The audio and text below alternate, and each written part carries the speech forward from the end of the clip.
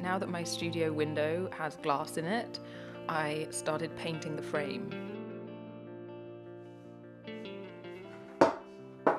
I also washed out some of the wool that I had left from the sheep shearing. Because the wool has come straight off the sheep, it's full of a kind of wax called lanolin, and you need to remove most of this using hot water. After that, I washed it again with some soap to get out any more bits of dirt or wax.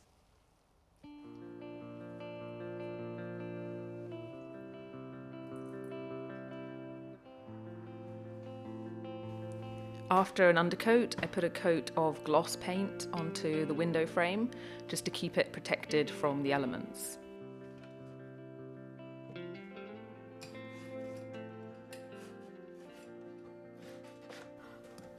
I've been making lots of warming winter foods like vegetable soups.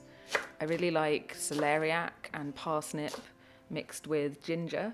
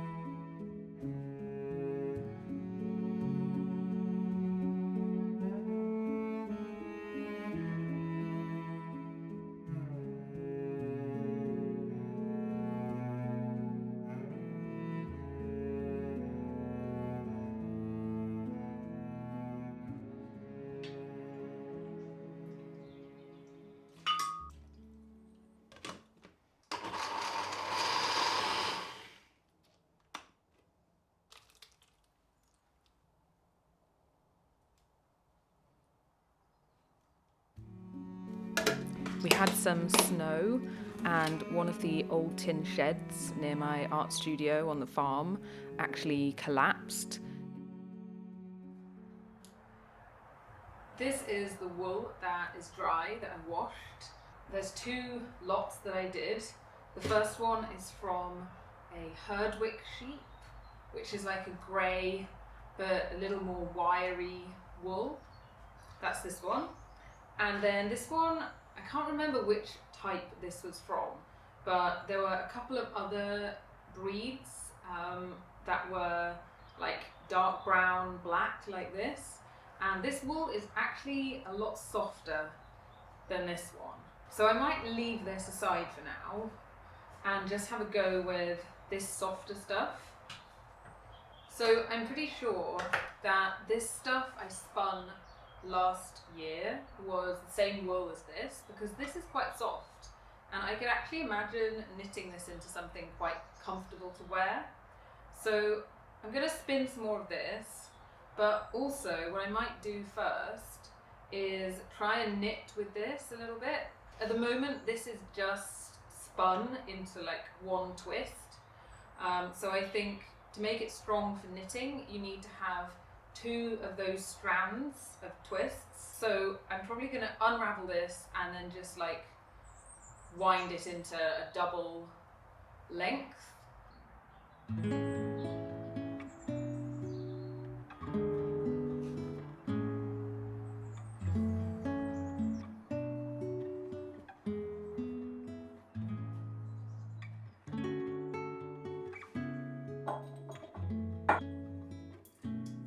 I got some glass bottles from the charity shop. They were really cheap, so I washed them out and I'm going to use them for my cider and vinegar.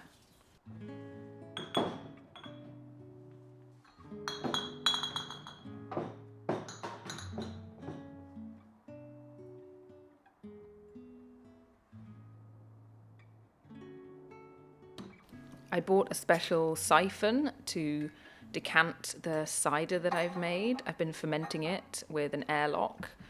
You have to be really careful that you don't mix the sediment at the bottom, which is a mixture of dead yeast, I think, and tiny bits of apple pulp. You don't really want that in the mix of the bottled cider, so you need to try and siphon it off without shaking up the liquid.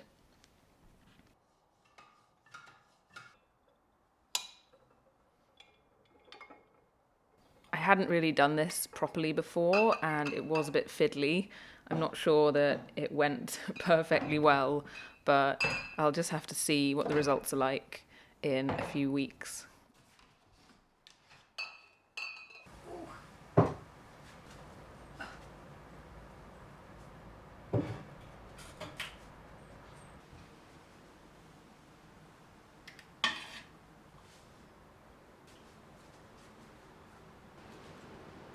So it is incredibly stormy and windy outside at the moment, but I think I'm going to strain my apple cider vinegar. It's been in here since October, so it should have had 3 months or so. I'm not sure when it's ready or how you really know, but one thing I'm going to try is pH paper, universal indicator. So I'm going to see what sort of pH this stuff is at the moment.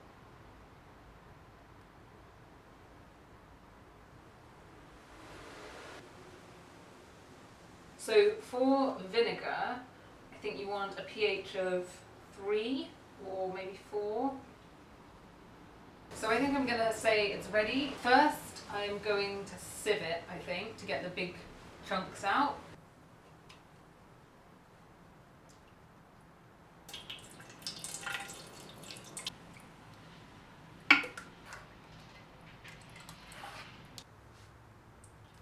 I haven't really made any New Year's resolutions, but one thing I do want to do more of in 2024 is fermenting foods. I've known for a while that fermented foods are really, really good for you. My problem is that I just don't like the taste of pickles, like sauerkraut, but I feel now that there's so much evidence of the benefits to your health that I would really like to try and get them into my diet somehow.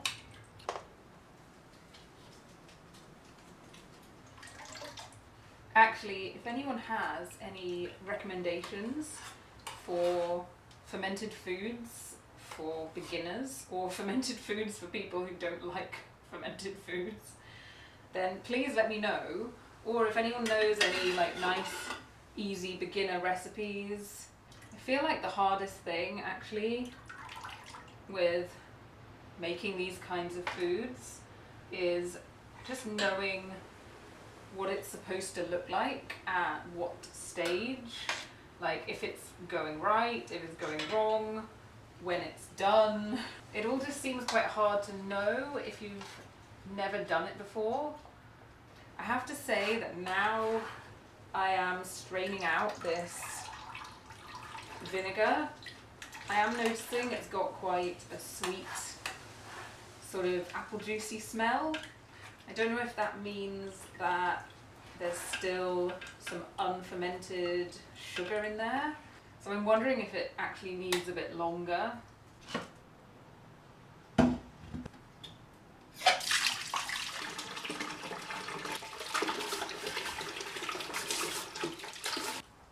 Okay, so I actually decided that I'm gonna let it ferment a bit longer. I washed the vat out and I'm actually just going to put the strained juice back in here. I think I'm going to also add some more water because I think some of it may have evaporated during the 3 months.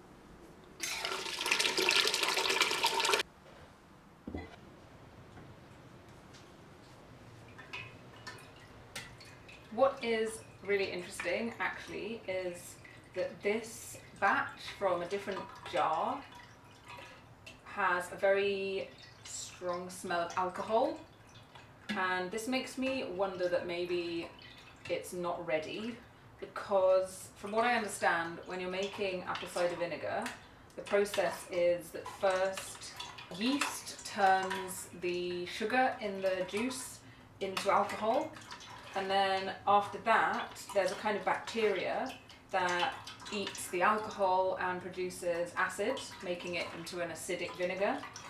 So the fact that this smells quite strongly of alcohol makes me think that maybe it's not finished, it's not ready. Maybe I didn't put enough water in, because there's a lot of apple pulp here, and maybe it didn't have a high enough ratio of water to apple for all of the processes to happen.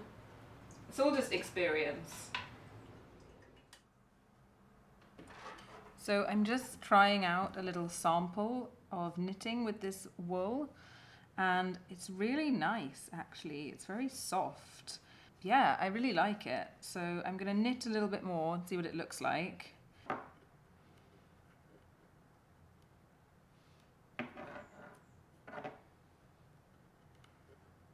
I'm actually amazed that this wool that I spun myself by hand and then made into yarn is actually able to be knitted. It's amazing. It's actually turning into a piece of knitted material. I also really like the way it feels and looks. It's surprisingly soft, this wool. It's not cashmere, but it's actually really nice. Of course, this means that I'm already having thoughts about whether I could make myself a whole garment out of this. I really like the idea. Of course, it would be a lot of work. Just spinning this tiny amount took so long, so I don't know how much I would have to do to make a whole jumper. I would love to be able to wear a garment that I made myself out of wool that I saw the sheep, I met the sheep that the wool came from at the sheep shearing, and I've seen the whole process, and I just really like the idea of that connection with the process of making something. We'll have to see, because it might be a very ambitious project. I don't know.